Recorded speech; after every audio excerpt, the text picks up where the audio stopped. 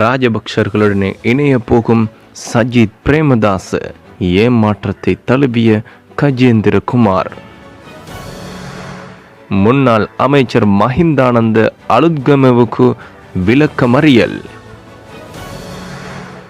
தமிழ் மக்கள் ஏற்க முடியாத மொட்டுக்கட்சியான ஸ்ரீலங்கா பொதுஜன பெரமுனவுடன் சஜித் பிரேமதாசவின் ஐக்கிய மக்கள் சக்தி கட்சி இணைந்து உள்ளூராட்சி சபைகளில் ஆட்சி அமைப்பதற்காக பேச்சுவார்த்தையில் ஈடுபட்டுள்ளனர். எனவே ஐக்கிய மக்கள் சக்தி தொடர்பாக தமிழ் மக்கள் ஆழமாக யோசிக்க வேண்டும். அதேவேளை தெற்கில் இருக்கக்கூடிய சாதாரண மக்களின் விருப்பத்தை மீறுகின்ற துஷ்பிரயோகம் செய்யும் வகையில் தமிழ் கட்சிகள் உடந்தையாக இருக்கக்கூடாது என நாடாளுமன்ற உறுப்பினரும் தமிழ் தேசிய மக்கள் முன்னணி கட்சி தலைவருமான கஜேந்திரகுமார் பொன்னம்பலம் தெரிவித்துள்ளார். மட்டக்களப்பு வவுணதீவு நரிப்பு தோட்டம் பிரதேசத்தில் மே 18 முள்ளிவாய்க்கால் இன அழிப்பு நினைவேந்தலில் கலந்து கொண்டு கருத்து தெரிவிக்கும் போதே அவர் இவ்வாறு குறிப்பிட்டுள்ளார். மேலும் அவர் கருத்து தெரிவிக்கையில், விசேடமாக உள்ளூராட்சி சபைகளில் கூட்டமாக செயல்பட்டு ஆட்சி அமைப்பதற்காக எங்களுக்கு இதற்கு முதல் எதிரணியிலிருந்து பேச்சுவார்த்தைகள் நடைபெற்றும் கூட தமிழ் தேசிய மக்கள் முன்னணிக்கே தமிழ் தேசிய பேரவைக்கே அழைப்பிதழ் எதுவும் விடுவிக்கப்படவில்லை.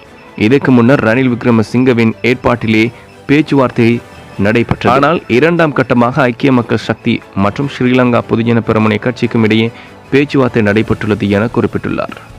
முன்னாள் விவசாய அமைச்சர் மஹிந்தானந்த அலுத்கமகேவை எதிர்வரும் 26ஆம் தேதி வரை விளக்கமறியலில் வைக்குமாறு கொழும்பு பிரதான நீதவான் நீதிமன்றம் உத்தரவு பிறப்பித்துள்ளது. முன்னாள் விவசாய அமைச்சர் மஹிந்தானந்த அலுத்கமகே கொழும்பு தலைமை நீதவான் நீதிமன்றத்தில் முன்னிலையாகியுள்ளார்.